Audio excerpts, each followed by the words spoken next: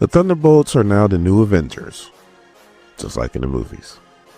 And they're going up against an enemy they might not be able to handle. Support the comic book industry by visiting your local comic book store. My name is Doran. This is Zetsi on Comics. We are starting our coverage of the new Avengers. Number 1. Our story starts off in the New Mexico desert where we have Bucky. He's sitting back with an old man that owns a gas station, and it seems like they're friends and they're just catching up.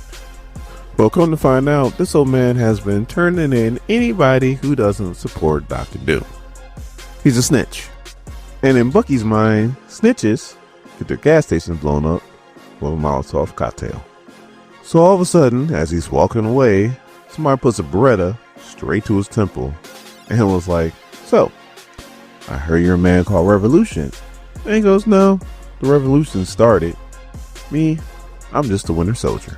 Now, if you guys rock with me covering the Laura Kinney Wolverine, in that, we just had like a few issues ago where Bucky and Laura were the Winter Soldiers and X-23, and they were both assassins and they were trying to get away from that. That's why she's now the Wolverine and he's the Revolution and so on and so forth. And this is how they move forward. And I always thought that was bullcrap. And I guess Sam Humphries felt the same way because he's now the Winter Soldier again. But of course, one of the only people in the world that can get the drop on him is Natasha Romanoff. On the next page, we see them back at his place, and they got it on. So as they're laying there together, he's like, "You know what, I really miss you. You should come over more often."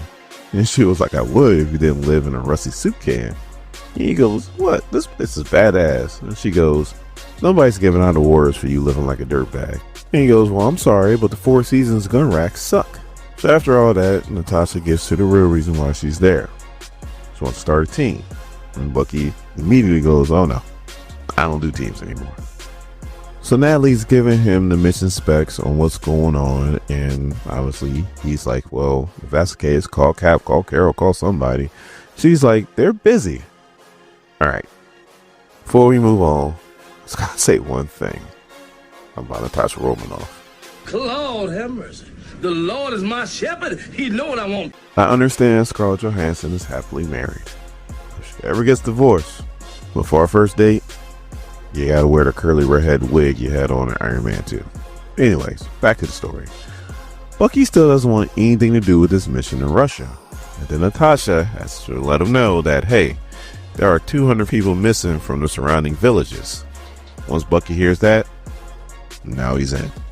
So then we cut to Russia as Natasha is smashing this dude's face into the tree. And then we see her on another dude and she got a wire wrapped around this dude's throat and choking him out. While she's doing that, she's like, "Hey Bucky, I'm glad to see you kept up with the training." And he's like, "Thanks for noticing." And she's kicking the hell out of the soldier in his back. All of a sudden, all you hear is, "Intruder East Gate, all units on me." And then Bucky goes, there she is. We see a rifle cut into thirds. We see a dude get stabbed with 4 claws in his back. We see another guy get the back of his neck ripped open with a foot claw. So we know this is Laura Kinney. Can we call her X-23? Because in this picture, she's an assassin. Because every last person she's dealing with, all that looks fatal.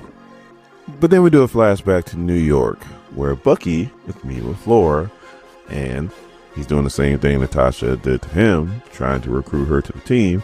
And just like he was, she don't want anything to do with it. She's like, "Call Captain America, Captain Marvel, Captain Blah, whoever."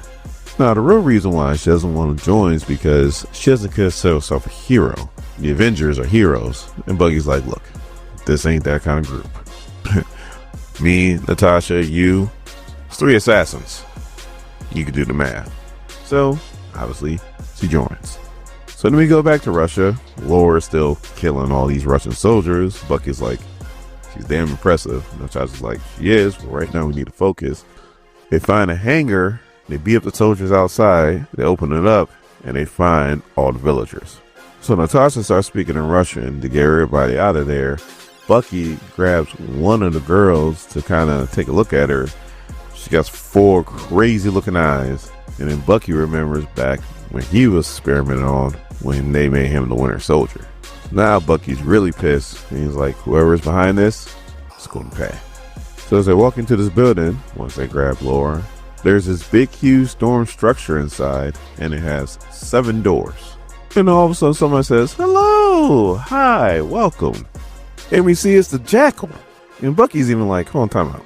Where's Spider-Man? Because aren't you a Spider-Man villain? And the Jackal's like, typically, but hey, some people like to reward for good work. And if you like what you dealt with outside, wait till you see the big guns. So Natasha's like, okay, before he does anything, Bucky, we need that backup. And Bucky is like, you're not the only one with some big guns, Jackal. He pushes a button, all of a sudden something screaks through the sky and then hits the building hard. Everybody goes flying. And then there's a shadowy figure in the smoke, and then he's like, strike like lightning, you said, but I am more than flash and thunder. So then we cut to Canada, right by the ocean, where we see Bucky meeting with Namor. Now these two go way back to their invader days back during World War II, which Bucky likes to bring up. And Namor's like, you gotta stop doing that. Like, that was a very long time ago. So Bucky's like, you wanna join my team? And Namor's like, what, the Thunderbolts? And Bucky's like, no, it's not Thunderbolts. And Namor's like, look, I'll let you know right now, I am Atlantan royalty. And the only team I should be on are the Avengers. So then we cut back to Russia, and we see he's on the team. So that's why they're Avengers. I mean, that's not the only reason why they're Avengers, but you know what I'm talking about. So everybody's trying to recover from what Namor did. When all of a sudden Laura just starts sniffing the air and is like, is this some sick joke? And then somebody comes through one of the doors and it starts shooting. And then we see a very, very, very different Illuminati. And the one I guess is supposed to be Iron Man goes, no, not Iron Man. Not Iron Man at all. And the one I guess is supposed to be Black Panther goes, look, brothers, pray. And there's also Reed Richards, Professor Xavier, Doctor Strange, and they start attacking. So as they're fighting, Namor is like, this is a message, Jackal. And then Bucky's like, oh, you mean Illuminati, Namor? Steve told me all about it. How you guys met up in secret to deal with things that you felt the world couldn't handle. And Natasha's like, we definitely don't need a bunch of arrogant know-it-alls who think they can run the world. So the one who's supposed to be the clone of Doctor Strange all of a sudden is being talked to telepathically by Clea, all the way in New York. So the Namor's like Reed Richards, Tony Stark, T'Challa, Charles Xavier, Stephen Strange, and he goes, this is the Submariner? This dude's supposed to be me? And I guess Jackal knew what he was doing because this dude even has his Atlantan telepathy. So Laura was fighting T'Challa. All of a sudden, the one who was, I guess, supposed to be Tony Stark comes and hits Laura from behind and takes her up in the air. She maneuvers herself and stabs the hell out of him. And in return, he blasts the bejesus out her left arm. If she didn't have adamantium, that thing would be off. So Namor picks up Jackal and he's ready to kill him for cloning him. And Bucky's like, no, don't kill him. We still need to get some answers. And Namor's like, silence, Barnes. I won't. And all of a sudden, the Jackal's body is gone. And Namor's just holding the head. So Natasha's like, what happened to his body? And Bucky's like, oh, good Lord. I think it's Black Bolt.